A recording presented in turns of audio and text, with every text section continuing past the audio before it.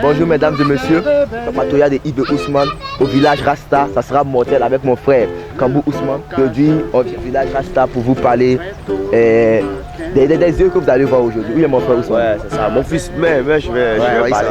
Bon, je suis une star d'abord. Il va faire. On va lui poser des questions à la Tata. Elle s'appelle Maman Africa. Ouais. On va lui poser des questions, on va voir ses œuvres. Les femmes aussi, elles sont dans l'art. Donc le Rasta aussi, c'est pas pour les garçons. Donc on va partir voir les filles. Les filles aussi. Si vous voulez devenir Rastaman d'Amérique.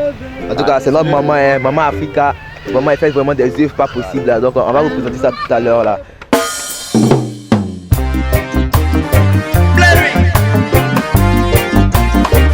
Laissez enterrer vos orgueils. Planifions la paix. Mon tonton, comment appeler Kokoshenko tout. Ok, mais le nom Kokoshenko, ça vient d'où comme ça? Kokoshenko, c'est un dialecte akan, originaire du Ghana, parce que je suis issu d'une mère ghanéenne que d'un pays ivoirien. Le brassage, donc je ne peux pas. Ça me donne une qualité qui nous fait appartenir à l'Afrique. Donc j'aime beaucoup ce brassage, qui est aussi à l'image du peuple africain. Et mon nom veut dire, dans le dialecte du Ghana, la langue Krobo, ça veut dire là où le soleil se lève. En quelque sorte, c'est une phrase qui veut dire de réfléchir à l'origine des choses, savoir d'où viennent vraiment les choses, c'est-à-dire chercher Dieu. Alors Kokoshen, dites-nous un peu comment vous avez commencé, qu'est-ce qui vous a inspiré à rentrer dans le village Rasta, à venir au village Rasta, qu'est-ce qui vous a inspiré dans vos débuts au village Rasta? Ce qui m'a inspiré au village Rasta, c'est que lorsque j'ai reçu la révélation du message de Rastafari, j'ai voulu vivre ma foi. Le Seigneur nous demande de se consacrer. Il dit, donne ton cœur, je donnerai le royaume. C'est pour ça que j'ai fait mon vœu de Nazaréa, qui est écrit dans le livre de la Bible, le livre de Nombre, chapitre 6. Donc en voulant vivre cette foi, je me suis retrouvé au village Rasta parmi des frères qui ont aussi la même foi que moi. Et en pratiquant cette foi, il faut dire que l'homme doit se nourrir. C'est pour ça que j'ai mis le premier savoir-faire que j'avais entre les mains, qui est la peinture et aussi la musique, en pratique. Et ça fait des mots ce que je suis.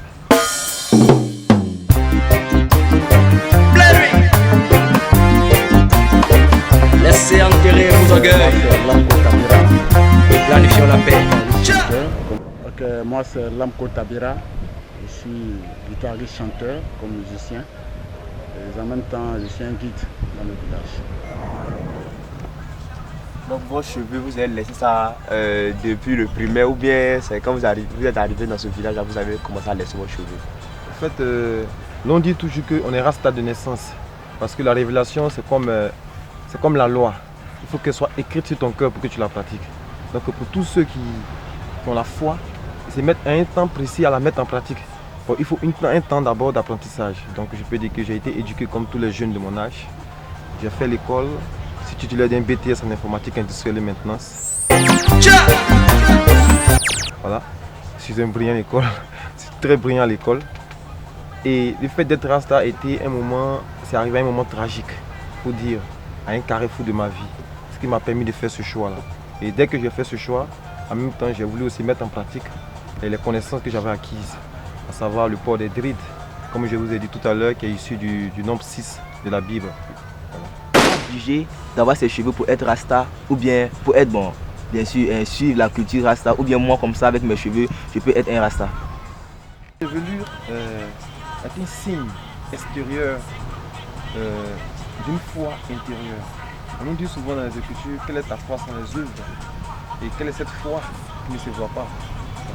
Je dis que toute foi a un manifeste extérieur. Et il peut dire que le dread représente la manifestation de cette foi. Puisque lorsque vous gardez la barbe et les cheveux, vous vous consacrez à Dieu selon le livre de Nombre 6. Et cette consécration demande à ce que la lame ou le rasoir n'atteigne pas la tête. Et que sa personne qui le fait ne doit boire ni vin alcoolisé, ni boisson issue du vin. Il ne doit pas approcher un mort. Et la personne qui le fait ne doit pas manger ni la viande d'un animal mort, ni de boire du sang. Il ne doit pas aller aux funérailles. Et ainsi la personne est consacrée et sainte.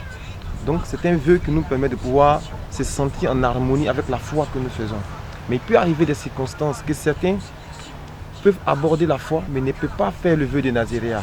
C'est très possible. Et cela aussi n'est pas un handicap, vu que la foi commence d'abord dans le cœur avant de sortir à l'extérieur. Donc toute chose est une question de cheminement. Voilà. Tu peux aborder la foi. Et au fur et à mesure que tu fais des expériences de la vie, tu avances et un jour ta foi grandit, c'est-à-dire les racines de ta foi grandissent depuis ton cœur et sortent à l'extérieur par un signe extérieur. On verra en toi que tu crois en quelque chose et ça va modifier ton physique. Voilà, donc c'est ce qui fait de nous les Rastas avec des dreads. Sinon, tu peux commencer la foi. Tu peux être Rasta avec un niveau de foi qui te permet d'abord de ne pas avoir les dreads, mais de garder, de confesser la foi que Rastafari dit. Donc, en faisant ce chemin, un peu, il faut que ça grandisse dans ton cœur. Et une fois que ça remplit ton cœur, cela va se faire savoir à l'extérieur. Donc, ce sont des étapes.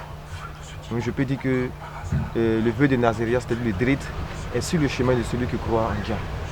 Kokotchenko, est-ce que vous pouvez nous parler comment le village a été créé d'abord? Normalement, c'est un village artistique. Comme je vous disais à l'origine, c'était un endroit qui était abandonné. Un endroit qui est près de l'hôtel Aquaba, près d'ici. Donc c'était une ruine. Et il y avait comme ça un de nos, je peux dire le premier qui arrivait, qui s'appelait Sinclair, qui d'abord n'était pas Rasta. Et c'était un homme spirituel, un moine bouddhiste, mais qui pratiquait beaucoup le sport. C'est cette personne-là qui a mis d'abord l'endroit en propre et qui a voulu le valoriser. Et il a pensé aux artistes. Et lorsqu'il allait chercher des artistes, il a vu que dans les rues se trouvaient des artistes, la plupart c'était des dreadlocks, des Rastas, qui n'entendaient pas d'avoir un studio pour faire la musique, qui n'entendaient pas d'être sur des scènes pour peindre, pour faire l'artisanat. Donc ça l'a touché et c'est comme ça qu'il a ramené des Rastas sur ce site.